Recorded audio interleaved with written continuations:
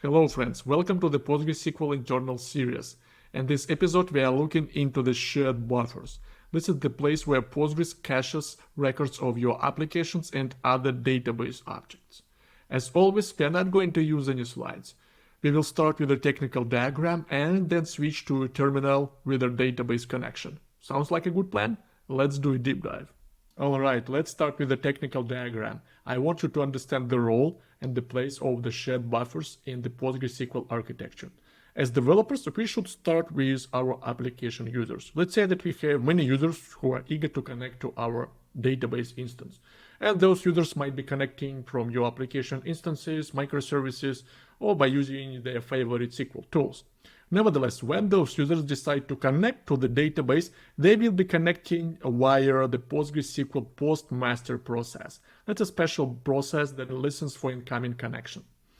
Once, let's say, the user like this one, client number one, connects to the postmaster will fork a dedicated process that is called PostgreSQL backend. And that PostgreSQL backend will be associated with this specific client session. So all of the requests that will be coming from this client session, they will be processed by this particular PostgreSQL backend. If you have another client user, client number two, when that client 2 connects, it will be connected to another PostgreSQL backend process that will be handling the requests for this application session. Also, what's interesting is that the postmaster, when it starts, it will create a special shared memory.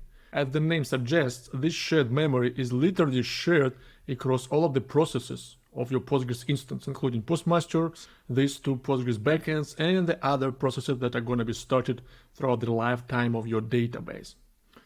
Also, this shared memory is split into various areas or segments that serve different purposes. For instance, one of those is shared buffers, and this is the topic of our conversation. We'll get back to it a little bit later. Also, there is a buffer for the write-ahead log file. For instance, if you take this client connection and the client updates some data in your table, those changes are going to be written to the write-ahead log files, and then they are going to be synchronized to the write-ahead log files on disk.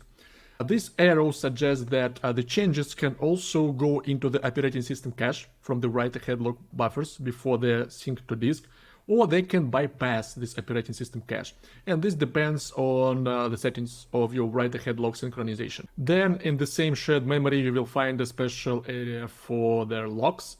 Whenever you have client requests that need to access the same data, update data, or read data, Postgres needs to put logs just to make sure that the access is consistent and nobody sees any dirty changes. So the logs are going to be created and the logs are going to be stored in this area.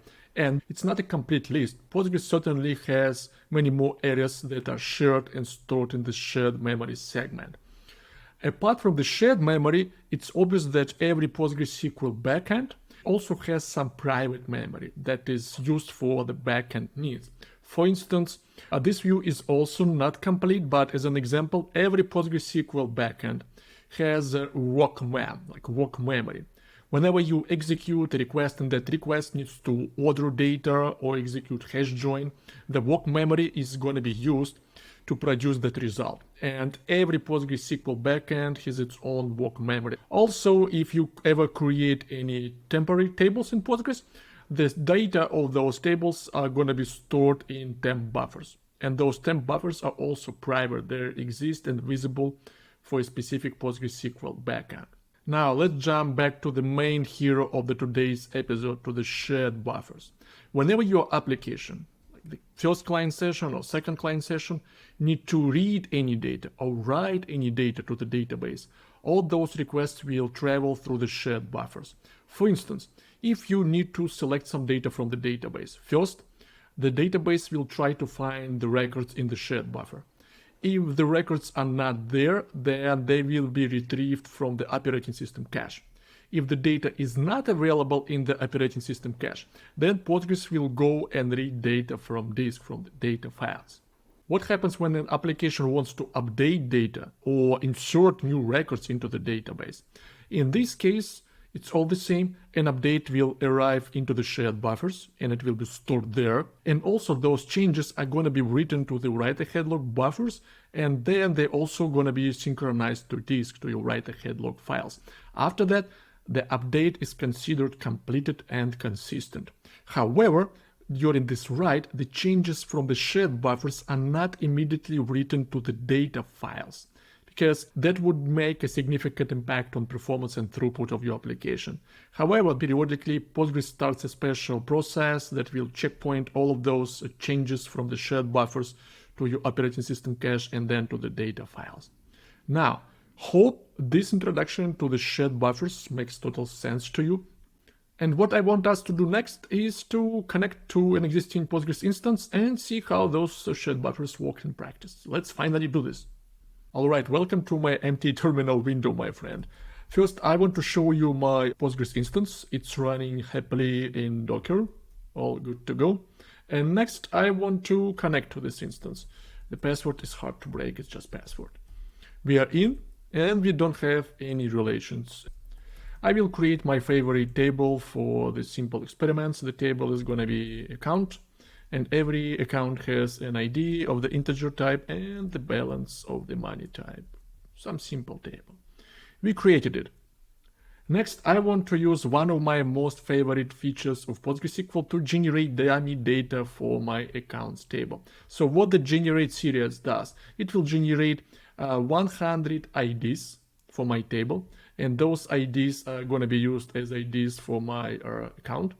And next, for every ID, I'm going to generate some random balance. Cool? Done. It happens instantaneously.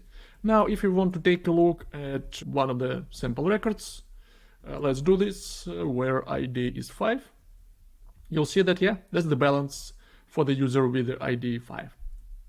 Next, how is it related to shared buffers? When I'm executing this request, where the data for this record is coming from? Is it coming from disk? Or is it coming from the operating system cache or from the shared buffers that we have just discussed? It's easy to address. You can use explain statement and pass analyze with buffers parameters to get some insights. In this case, what I see is that this is the sequential scan. So we scanned everything and we found the data in the buffer cache, in the shared buffer cache. And this shared hit equal to 1 means that we just had to read one buffer and we found all the data in that buffer. Excellent, right? What happens if I change the condition a little bit? For instance, I want to find all the accounts with the ID bigger than 50. In this case, again, no any changes. We're still doing sequential scan. And looks like that it was enough to read one buffer from the buffer cache. Does it mean that we store all the data in one buffer, in one page? Probably, because this is what I see. And when I execute this request, like I'm getting all the data from the account, you'll get the same statistics. When you want to look into the more insights, you can use a special extension, which is called PG buffer cache. And how do I create this PG buffer cache extension? It's easy, just create extension command, and then the name of the extension is trivial. It's easy to remember, buffer cache. It's done. After that, we can check the summary on the state of our buffers. Select stuff from PG buffer cache summary. What do we see here? Looks like that we have plenty of buffers that were allocated. We have 959 buffers that are used by different tables and database objects. And also we have more than 50,000 buffers that are pre-created, allocated, but not used yet. Also, 42 of those buffers are dirty, meaning that there are some changes that were written to the shared buffers, but they will not synchronize to disk yet. And the buffers pinged metric shows us how many client sessions are putting logs on any of these buffers. So right now, nobody pings any buffers. So my question is this. When I run this application request, like this one, I see that all my data for this specific table is stored in one buffer. then who uses the remaining buffers? We have 959 buffers. If you know the PG buffer extension, it's easy to check. I can use this SQL request. What this SQL request does, it will query the namespace and the name of the relation and the total number of buffers that are used by relations such as view, table, or index. It will be querying it from the PG buffer cache view, and that information is going to be joined with other system level database objects such as PG class, etc. So let's query it. We see this, we have this PG catalog namespace, so this is system level information, PG description, attribute statistics, and those relations, they use buffers from your shared buffer cache as well. When you are interested in particular database objects such as your application tables, you can always query for the data. For example, let's make that query simpler. I'm going to query the following information: buffer ID, is dirty, usage count, and pinning backends from the same PG buffer cache, and I want to get details only for my account table. When you make this request, you will see that yes, in fact, we do have just one buffer ID. And this is why when you're executing that select star from the accounts table, it was enough for the database to read just one buffer, because all the information is stored in one buffer. This dirty flag says false, meaning that the data that is stored in this buffer has already been successfully synchronized to disk files. Now let's see what happens when you want to update any changes. Let's update account table, set balance to $600 for the account with ID number 5. And now if you take a look at the is dirty flag, you will see that it's set to true. Before it was false, now it's set to true. What does it mean? It means that this buffer was modified, and the changes of this buffer were not synchronized to disk to the data files. The change was written to the write-ahead log files on disk, but not to the data files. What I want to show you next, let's generate more data. I want to insert more records into my database. For instance, let's do over 10,000 records. Edit. Next, let's request one of the random records from the table. Let it be where ID is equal to 10. Cool. We will complement it with the explain, analyze, and buffers. We want to see the buffers. As always, we are doing the sequential scan. We are searching for this record, but this time we had to iterate through 55 buffers. All that information was cached in memory. We did not need to go to disk. However, our dataset became much larger, and that's why we have many more buffers that are associated with our accounts table. Let's check it out. You know how to check. We need to execute the following request for the following relation, and this time, yay, we have many more buffers that were created for our accounts table. Also, I'm talking about these shared buffers, and I want to show you that those shared buffers are in fact shared between different sessions. Let me split the screen, and I will open another connection to Postgres. Certainly we can see the account table, and this is the buffer cache view. Next, let me copy the following request and execute it from the second session. What do you see? You see that we also doing the sequential scan, and we also reading all the data from the buffer cache. It's cached and it's visible to all of the Postgres processes. Whether you're reading from one application session or from the other, that information is shared. That's why Postgres has that shared memory. What I want us to do next is to see how the buffer cache is used by indexes. Presently, we are doing the sequential scan on the accounts table, even when we want to get just one specific record, like this one, with ID equal to 10. And that's certainly not the best approach from the performance standpoint. We can add a primary index to our table using the following command: alter table account add primary key for the ID column. It's done.